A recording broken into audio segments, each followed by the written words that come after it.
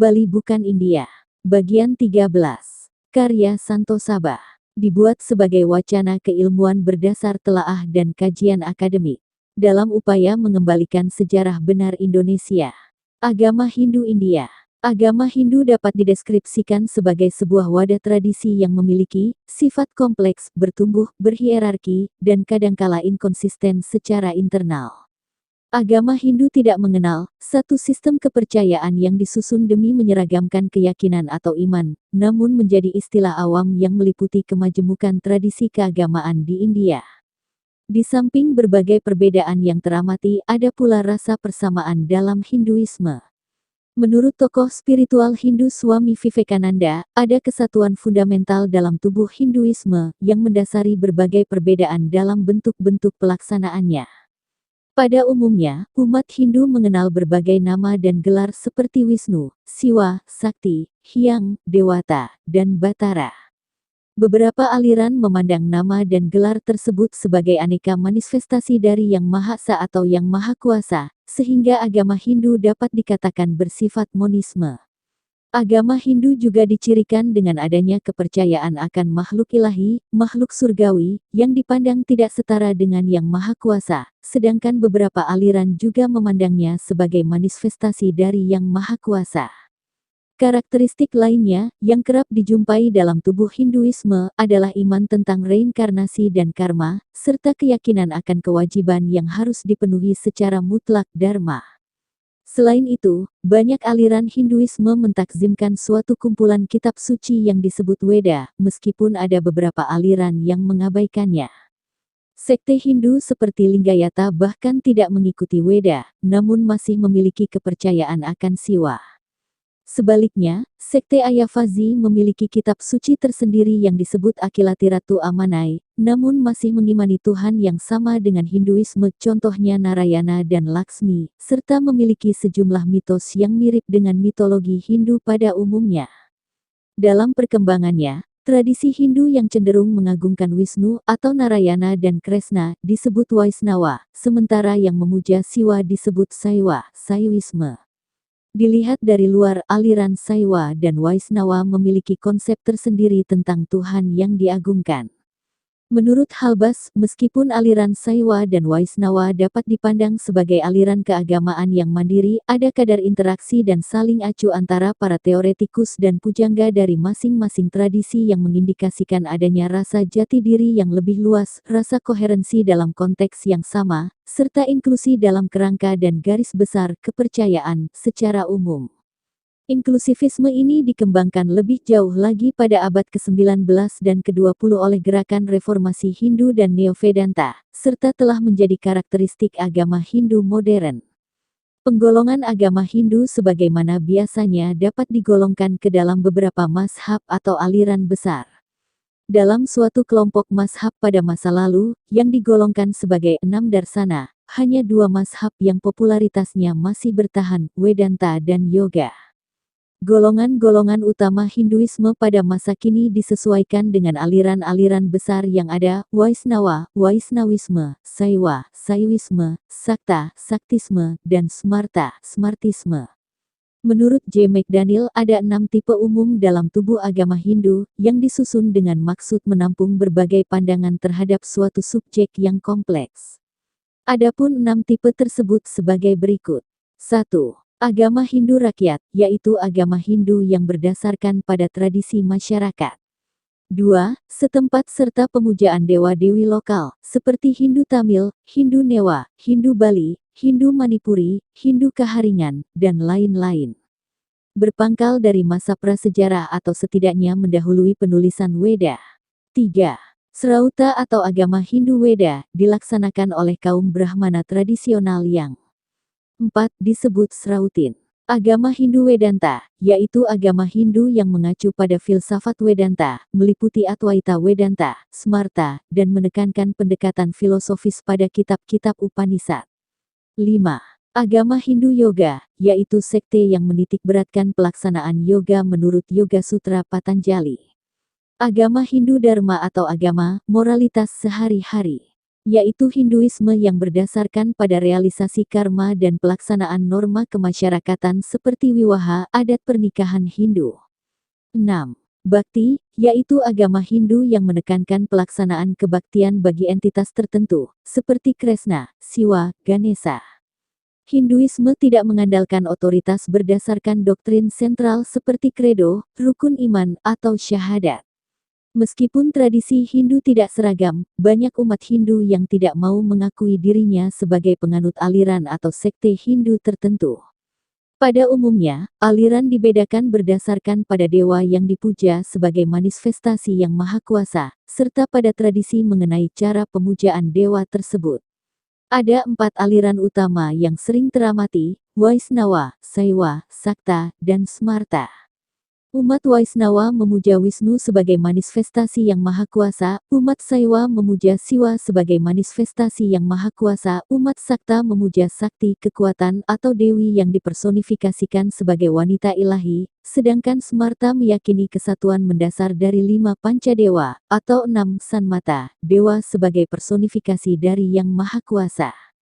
Aliran lainnya seperti Ganapatiya, pemujaan terhadap Ganesha, dan Saura, pemujaan terhadap Surya kurang menyebar secara luas. Sejumlah gerakan keagamaan terkategorikan ke dalam salah satu aliran besar Hinduisme, contohnya gerakan Hare Krishna terkategorikan ke dalam golongan Vaisnava. Ada pula gerakan keagamaan Hindu yang sukar ditentukan untuk dimasukkan ke dalam golongan yang disebutkan di atas, contohnya Arya Samaj yang diprakarsai Swami Dayananda Saraswati. Gerakan keagamaan ini berbeda dengan tradisi Hindu pada umumnya, yaitu tidak memuja Tuhan dengan sarana arca atau lukisan. Gerakan ini berfokus kepada Weda dan Yajna, ritus keagamaan berdasarkan Weda, memberinya anugerah setimpal. Semua orang mencariku dengan berbagai jalan, wahai Arjuna, Bhagavad Gita 4.11. Mazhab aliran, dan gerakan di samping 4 aliran besar dalam agama Hindu, sekte-sekte keagamaan yang ada meliputi Ayavazi, Swaminarayana, Ravidasya, Lingayata, dan lain-lain. Beberapa sekte memiliki konsep mitologi, serta pustaka suci tersendiri yang berbeda dengan tradisi Hindu pada umumnya. Sekte-sekte tertentu pun memiliki aliran di dalamnya, misalnya tradisi Tantra. Menurut sistem Astika dan Nastika, ada 9 filsafat India klasik. 6 di antaranya merupakan filsafat Hindu klasik Astika, yang mengakui otoritas Weda sebagai kitab suci. 3 filsafat lainnya merupakan aliran heterodoks Nastika, yang tidak mengakui otoritas Weda, namun menekankan tradisi yang berbeda. Adapun 6 filsafat Hindu tersebut sebagai berikut. 1. Samkhya, mazhab filsafat yang dipercaya secara tradisional, digagas oleh Resi Kapila. Mazhab ini dianggap sebagai salah satu mazhab filsafat tertua di India. Mazhab ini bersifat dualisme. Menurut Samkhya, alam semesta terdiri dari 2 realitas, purusa kesadaran, dan prakriti, materi. Jiwa adalah kondisi saat purusa terikat pada prakriti karena suatu perekat yang disebut kehendak, dan akhir dari ikatan itu disebut moksa. Samkhya menolak bahwa sumber segalanya adalah Iswara, Tuhan. Samkhya tidak mendeskripsikan apa yang terjadi setelah moksa, dan tidak menyinggung apapun yang berkaitan dengan Iswara atau Tuhan, karena filsafat ini menyatakan bahwa tidak ada perbedaan esensial antara purusa individu dengan alam semesta setelah mencapai moksa. 2. Yoga, mazhab yang menekankan pada pengendalian diri dan pikiran. Mazhab yoga menerima psikologi dan metafisika yang diajarkan Samkhya, namun bersifat lebih teistis daripada Samkhya, karena ditambahkannya entitas ketuhanan pada 25 elemen realitas menurut Samkhya. Mazhab ini digagas oleh Resi Patanjali. Yoga menurut Patanjali dikenal sebagai Raja Yoga, yaitu suatu sistem untuk mengontrol pikiran. Berbagai tradisi yoga didapati dalam agama Hindu, Buddha, dan Jaina. Para guru dari India memperkenalkan yoga ke dunia barat mengikuti keberhasilan Vivekananda pada akhir abad ke-19 dan awal abad ke-20. Pada tahun 1980-an, salah satu jenis yoga menjadi populer sebagai suatu sistem latihan jasmani di dunia barat. Bentuk yoga semacam itu disebut Hatha Yoga. 3. Nyaya, mazhab logika dalam Hinduisme. Mazhab spekulasi filosofis ini berdasarkan kitab-kitab yang disebut Nyaya Sutra, ditulis oleh Aksapada Gautama pada abad kedua Masehi. Kontribusi signifikan dari mazhab Nyaya adalah metodologi untuk membuktikan keberadaan Tuhan, menurut kitab Weda. Menurut mazhab Nyaya, ada 4 sumber untuk memperoleh pengetahuan: pramana, persepsi, inferensi, perbandingan, dan testimoni. Pengetahuan yang diperoleh melalui masing-masing sumber tersebut bisa saja sahih atau tidak. Sebagai dampaknya, para filsuf Nyaya berusaha keras untuk mencari cara membuktikan kesahihan pengetahuan melalui sejumlah bagan penjelasan. 4.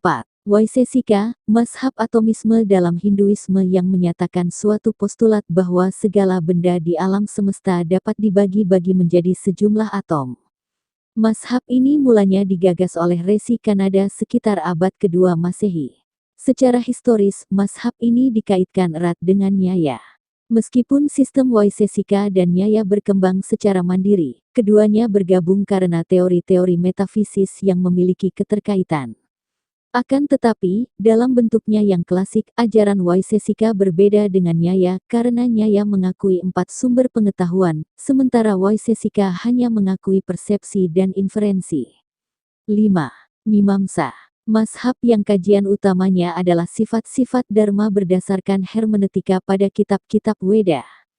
Sifat-sifat dharma tidak dapat diakses untuk penalaran atau pengamatan, sehingga harus dikaji melalui otoritas wahyu-wahyu yang dikandung dalam Weda, yang diyakini kekal tanpa pengarang apauriyatva, dan sempurna.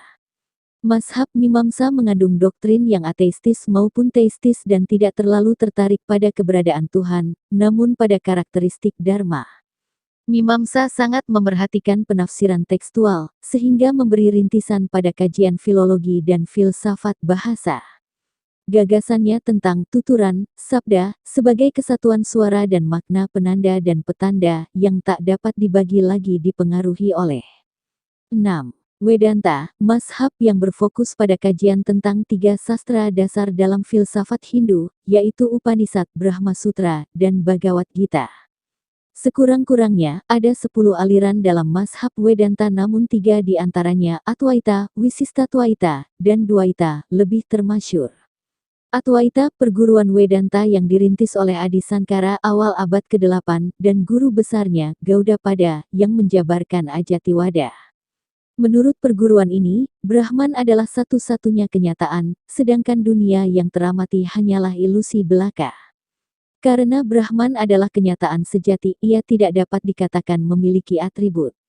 Kekuatan ilusif dari Brahman yang disebut Maya, membuat dunia ini tampak ada. Ketidaktahuan akan kenyataan tersebut merupakan penyebab adanya penderitaan di dunia, sehingga kebebasan dari penderitaan hanya bisa diperoleh melalui kesadaran akan Brahman. Ketika seseorang mencoba memahami Brahman melalui pikirannya, maka karena pengaruh Maya, Brahman hadir sebagai Tuhan berkepribadian Iswara, yang berbeda dengan dunia dan juga individu. Pada kenyataannya, tiada perbedaan antara esensi individu yang sejati, Jiwatman, dengan Brahman. Kebebasan dapat diperoleh dengan merasakan bahwa tiada perbedaan antara keduanya. Maka dari itu, jalan kebebasan ditempuh dengan pengetahuan, jnana. Wisistatwaita, menurut mazhab Vedanta yang dirintis oleh Ramanuja, tahun 1017 sampai tahun 1137. Menurut perguruan ini, Jiwatman adalah bagian dari Brahman, sehingga mereka mirip tetapi tidak sama. Menurut Wisistatwaita, Brahman dinyatakan memiliki atribut, saguna Brahman, termasuk materi dan jiwa kesadaran individu. Brahman, materi, dan jiwa individu tidaklah sama tetapi merupakan entitas yang tidak terpisahkan. Perguruan ini menegaskan bakti atau pengabdian kepada Tuhan, yang dibayangkan sebagai Wisnu sebagai jalan untuk mencapai kebebasan, moksa. Dalam perguruan ini, Maya dipandang sebagai daya cipta dari Tuhan.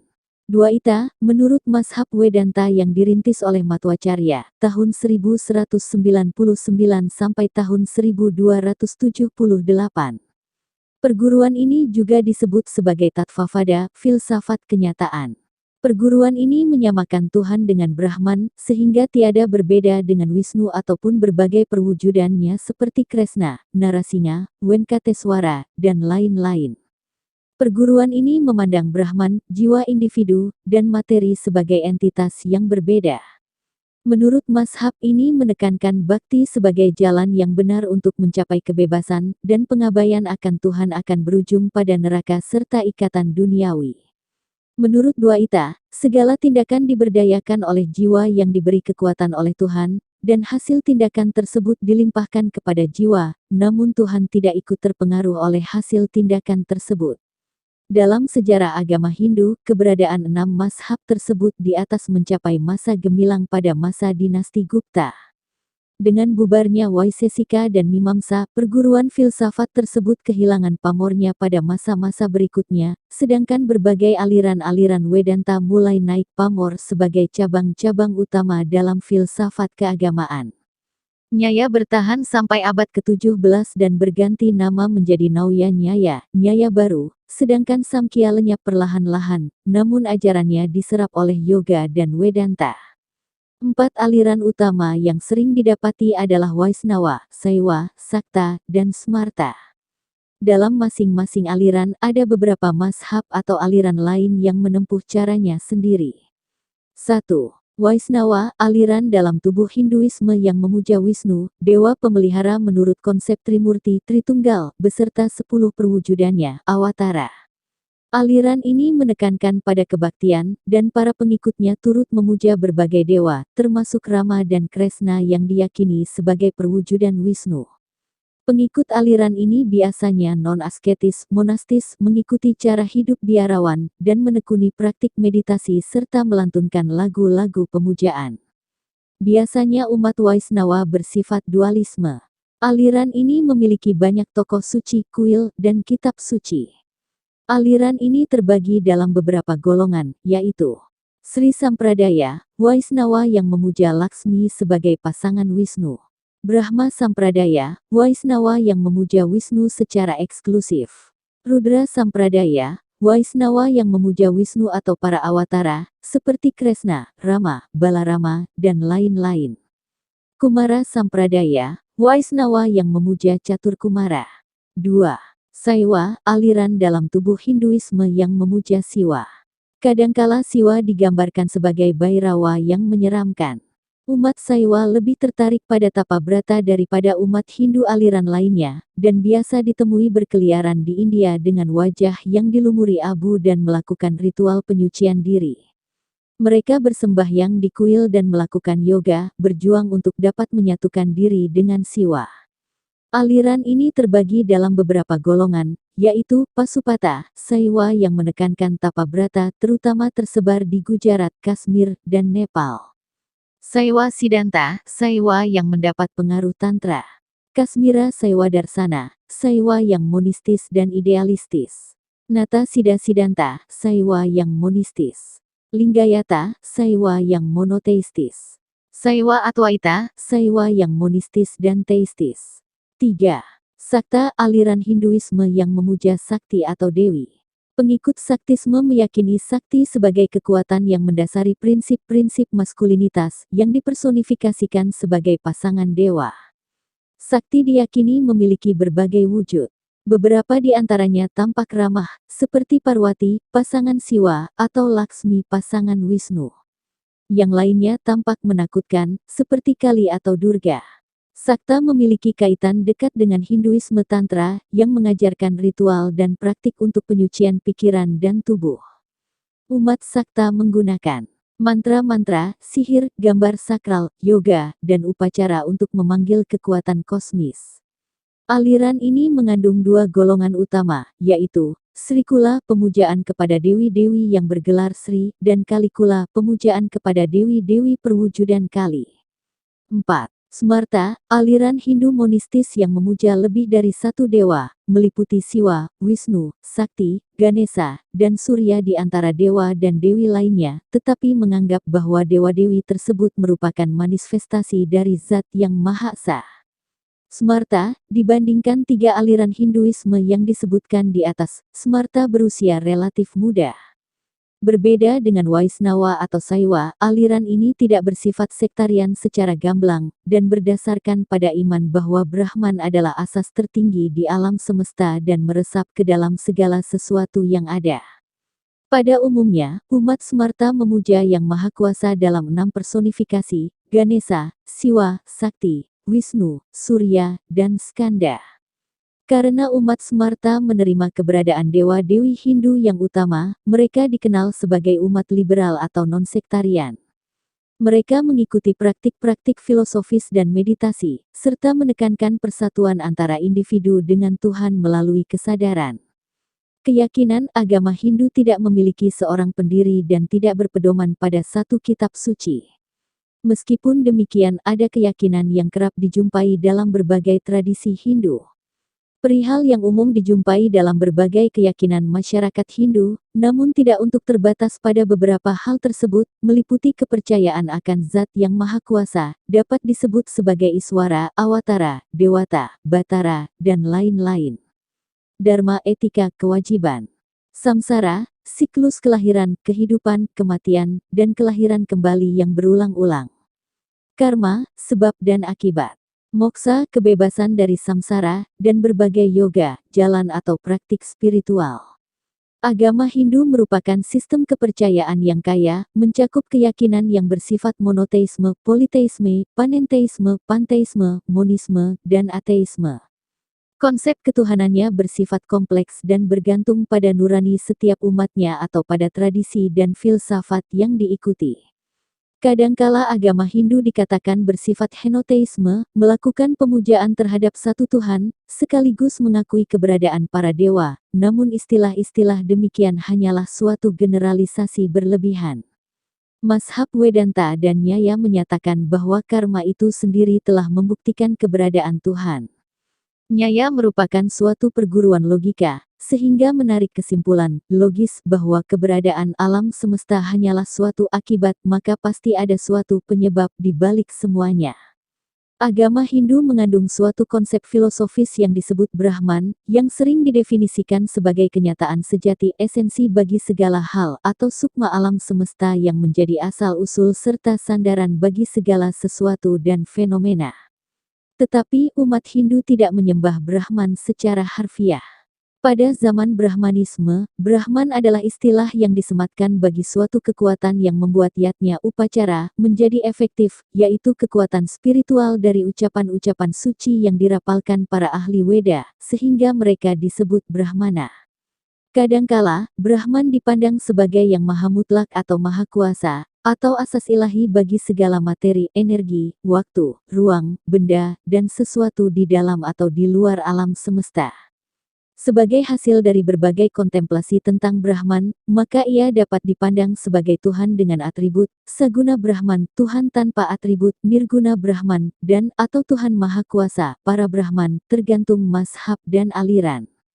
Mazhab dan aliran Hindu dualistis, seperti Dwaita dan tradisi Bhakti, menyembah Tuhan yang berkepribadian, memiliki guna atau atribut ketuhanan, yaitu supremasi dari sifat-sifat baik manusia seperti Maha Penyayang, Maha Pemurah, Maha Pelindung, dan sebagainya, sehingga mereka memujanya dengan nama Wisnu, Siwa, Dewi, Dewata, Batara, dan lain-lain, tergantung aliran masing-masing.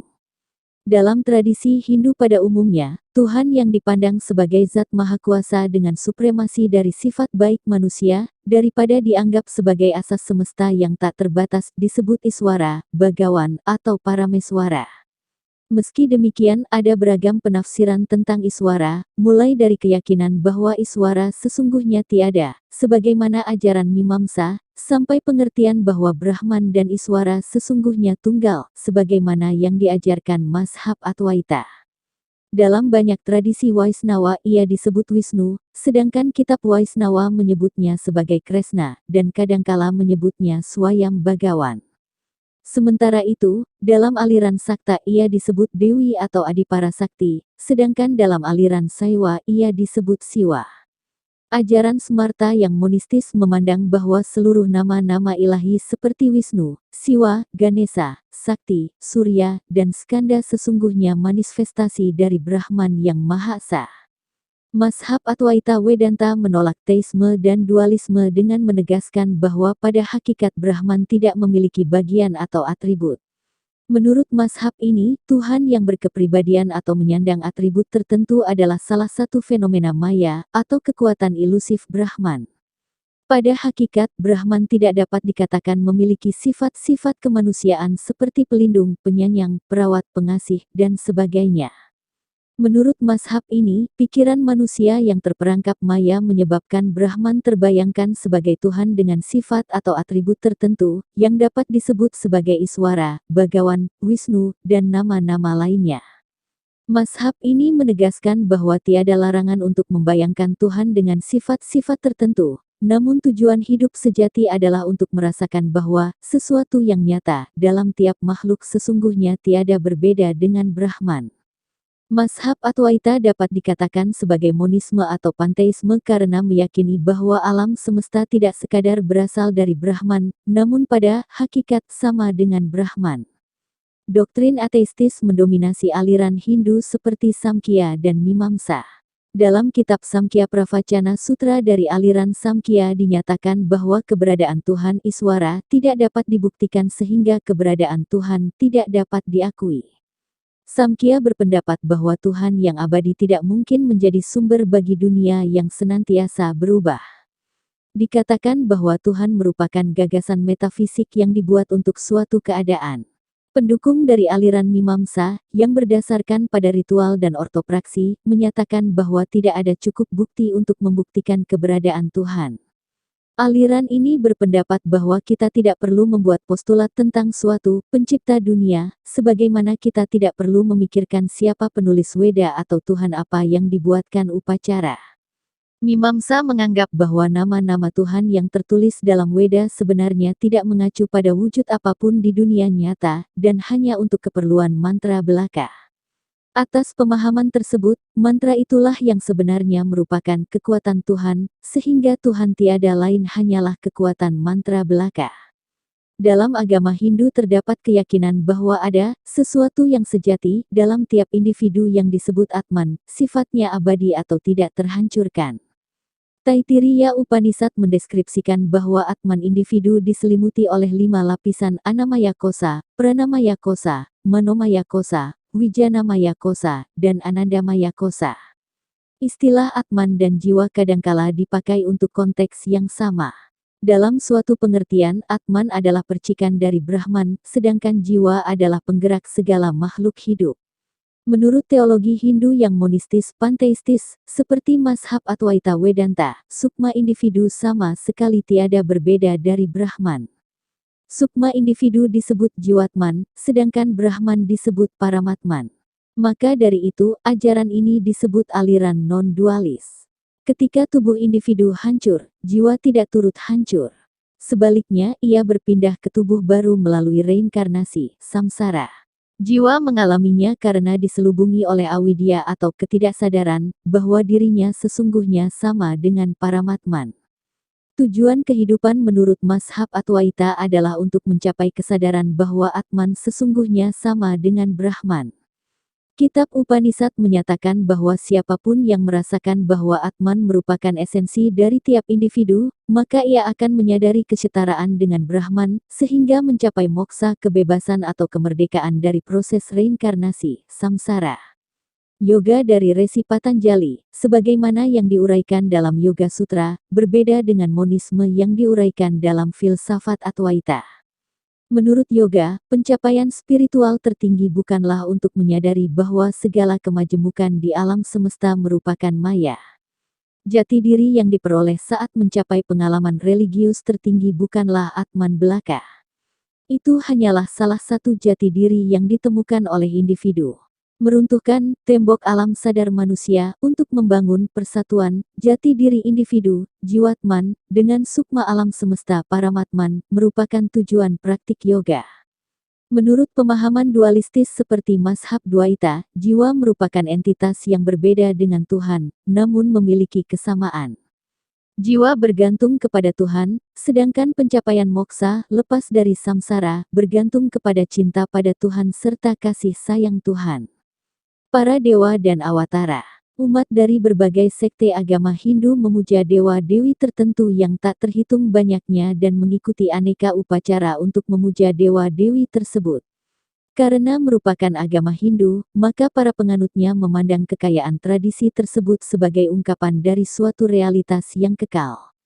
Dewa-dewi yang memanggul senjata dipahami oleh umatnya sebagai simbol-simbol dari suatu realitas sejati yang tunggal, berdasar buku, Brandon Toropov dan Luke Buckley's The Complete Idiot's Guide to World Religions.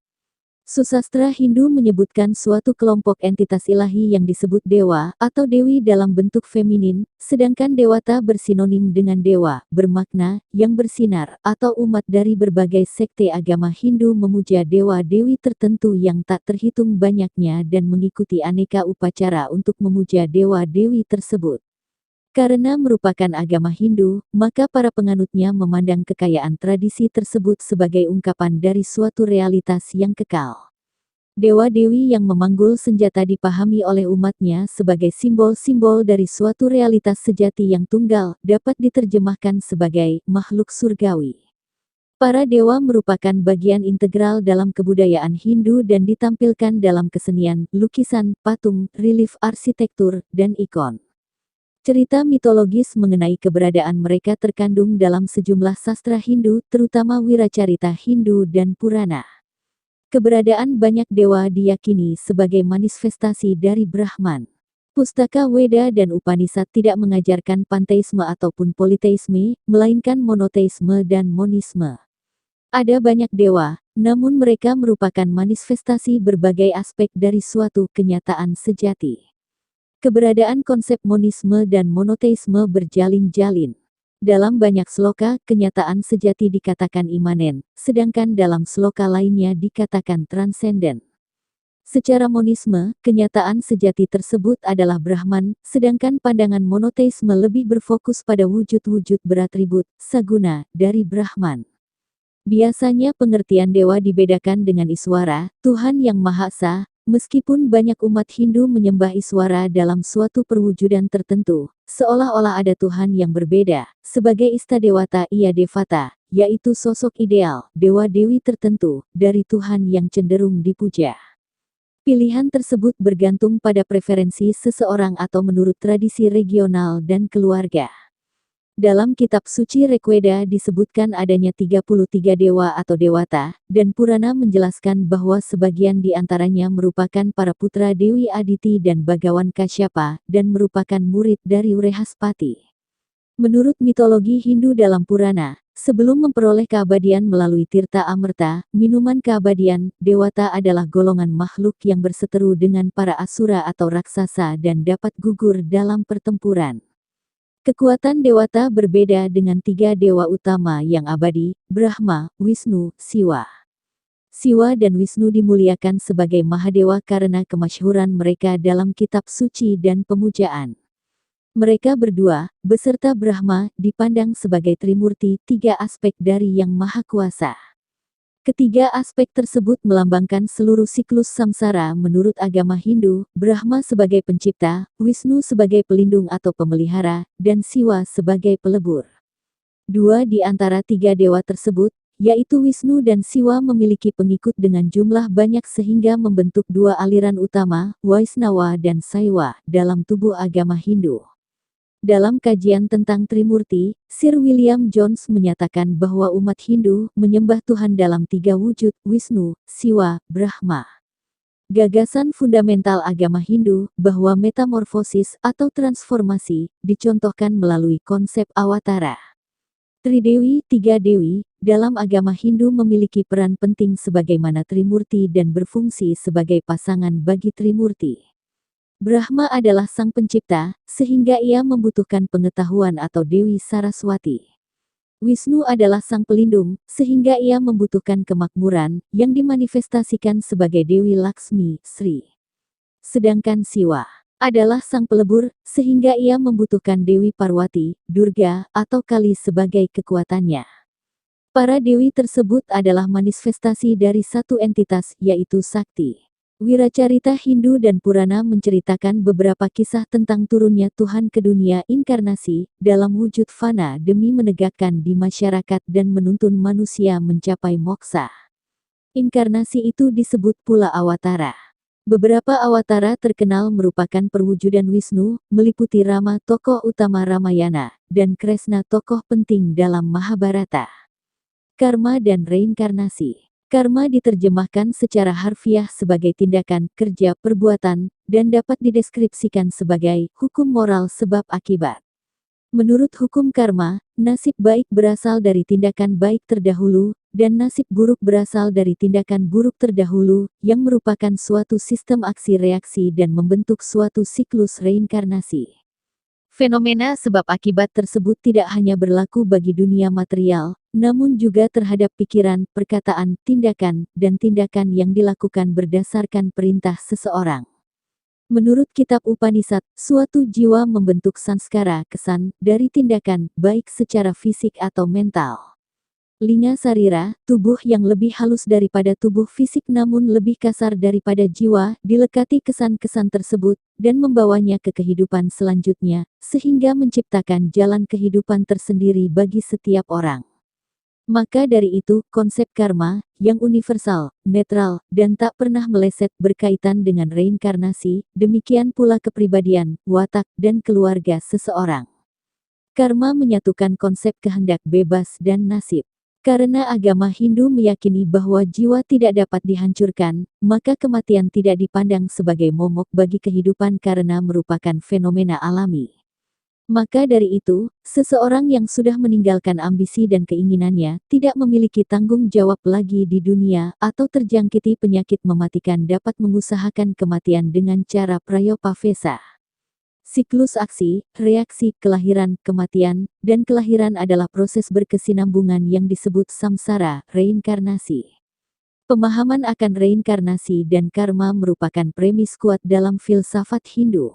Dalam kitab Bhagavad Gita 2.22 tertulis, dalam kepercayaan Hindu, samsara memberikan kesempatan bagi manusia untuk menikmati kesenangan sesaat pada setiap kelahiran. Selama manusia terlena untuk terus menikmati kesenangan tersebut, maka mereka akan dilahirkan kembali.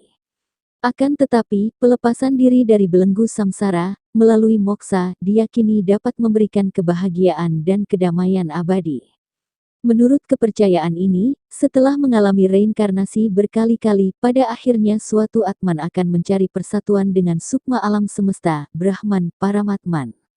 Dalam agama Hindu, tujuan hidup sejati, yang disebut sebagai moksa, nirwana, atau samadhi, dipahami dalam berbagai arti, realisasi penyatuan jiwa dengan Tuhan, realisasi hubungan kekal dengan Tuhan, realisasi dari penyatuan seluruh hal yang ada, wawas diri sempurna serta pengetahuan akan diri yang sejati, pencapaian atas kedamaian batin yang sempurna, dan pelepasan dari segala keinginan duniawi. Realisasi semacam itu membebaskan seseorang dari samsara dan mengakhiri siklus lahir kembali. Konseptualisasi moksa berbeda-beda tergantung mazhab atau aliran Hinduisme.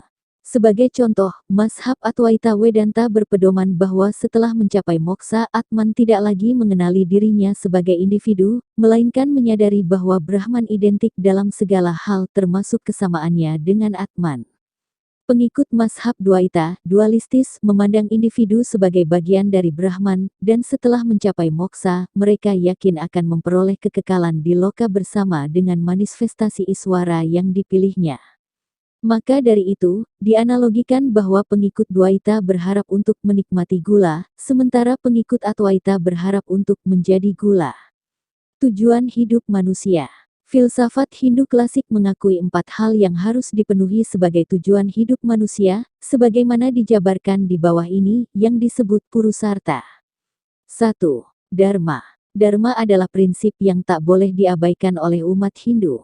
Dharma dapat dipandang sebagai kewajiban, dalam hal kegiatan duniawi ataupun rohani, hukum, keadilan, tindakan benar, dan berbagai kualitas yang mendukung harmoni segala sesuatu. Brihadaranyaka. Seperti halnya seseorang memakai baju baru dan menanggalkan baju yang lama, demikian pula jiwa memasuki tubuh yang baru, meninggalkan tubuh yang lama. Upanishad memandang Dharma sebagai prinsip universal tentang aturan, kewajiban, dan harmoni yang berasal dari Brahman. Dharma berlaku sebagai prinsip moral bagi alam semesta. Dharma merupakan sat kebenaran ajaran pokok dalam agama Hindu.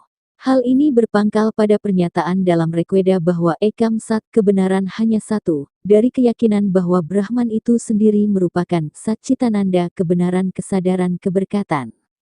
Dharma tidak hanya sekadar aturan atau harmoni, namun kebenaran murni. Dalam Mahabharata, Kresna mendefinisikan Dharma sebagai penegak perkara di dunia manusia dan dunia lain, Bh 12.110-11. Kata Sanatana berarti kekal tak mati atau selamanya, maka agama Hindu sebagai Sanatana Dharma bermakna suatu Dharma yang tidak berawal atau berakhir. 2.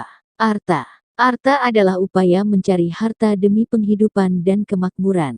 Hal ini juga mencakup usaha mencari pekerjaan, berpolitik, memelihara kesehatan, dan mencari kesejahteraan material. Arta dibutuhkan demi mencapai kehidupan yang makmur sentosa, terutama bagi umat yang sudah berumah tangga. Ajaran tentang arta disebut Arta Shastra, dan yang termasyhur di antaranya adalah Arta Shastra karya Kautilya.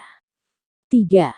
Kama. Kama berarti hasrat, keinginan, gairah, kemauan, dan kenikmatan panca indera. Kama dapat pula berarti kesenangan estetis dalam menikmati kehidupan, seni, hiburan, kegembiraan, kasih sayang, ataupun asmara. Akan tetapi, kama dalam hubungan asmara atau percintaan hanya dapat dipenuhi melalui hubungan pernikahan. Kama dibutuhkan dalam membangun kehidupan rumah tangga atau grehasta. Moksa. Moksa atau mukti adalah tujuan hidup yang utama bagi umat Hindu. Moksa adalah keadaan yang sama sekali berbeda dengan pencapaian surga. Moksa adalah suatu kondisi saat individu menyadari esensi dan realitas sejati dari alam semesta, sehingga individu mengalami kemerdekaan dari kesan-kesan duniawi, tanpa suka ataupun duka, lepas belenggu samsara, serta lepas dari hasil perbuatan karma, yang melekati individu selama mengalami proses reinkarnasi. Dharma atau Dharmik original di masa terdahulu dipelajari di Savarnatvipa Sumatera Indonesia hingga kini tersimpan di Bali tergambar di Borobudur yang mendasari ajaran yang terlahir di India Buddha, Jaina dan Hindu.